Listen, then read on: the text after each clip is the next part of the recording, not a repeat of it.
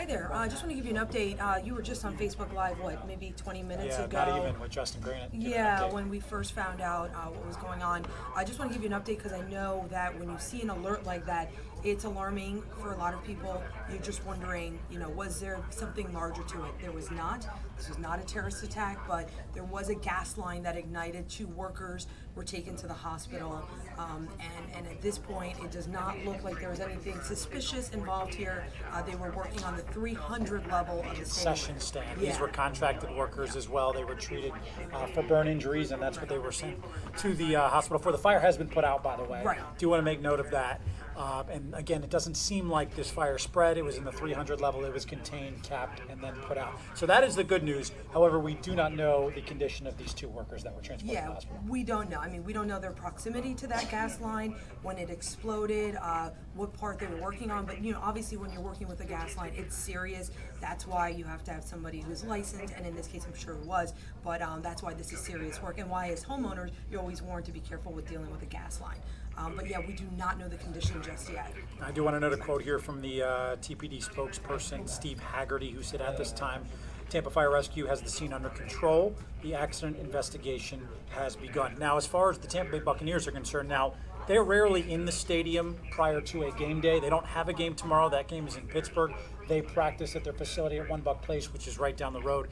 They actually left on a flight to Pittsburgh about an hour ago. So they're safe. They weren't anywhere near the stadium when this gas leak happened. So the team's safe. Wanted to update you guys on that. And there were no events at the stadium. Correct. Nothing, going on. Obviously, it wasn't a game, but if there was anything else going on, Now, I will say this isn't necessarily rare for a team to be testing gas lines a week out from their preseason home opener. Maintenance. Exactly. Yeah. You want to make sure everything's status quo. You want to Right. make sure everything's ready to go for your preseason opener, which is, by the way, not this weekend, but next weekend against the Miami Dolphins. So this isn't out of the ordinary to be testing gas lines and making sure that your concession stands are ready to go for when you have fans piling into the stadium. In fact, the timing of it is right. That Correct. you want to go into the new season with everything in working order. So it makes total sense that these workers were there. They were taken to Tampa General. We don't know their condition again. I hope that they're okay. And we just don't know the circumstances at this point of what exactly they were doing to that line and how close they were to where it would have ignited. Now, I do want to make note, and not that these 2 things are linked or similar, but it popped into my mind when I thought about this. Yeah. 2 years ago, if you remember opening day for the Rays, there was a grease fire on opening day in the 300 level that actually caused smoke inside the stadium. It actually delayed the doors being opening for opening day there. They were able to put that fire out. They were able to, get the players onto the field and working out prior to the game. But it just reminded me of that, the same sort of incident. Now, no one was injured in that grease fire, so a little bit of a different scenarios there. But it leads to a larger question here, right? Are there issues with gas lines, concession stands in stadiums? Are we not cleaning them properly? Are there issues properly? Or is there's it just issues random? Correct. Is it just a mistake was made, or the line just needed to be repaired, whatever it is.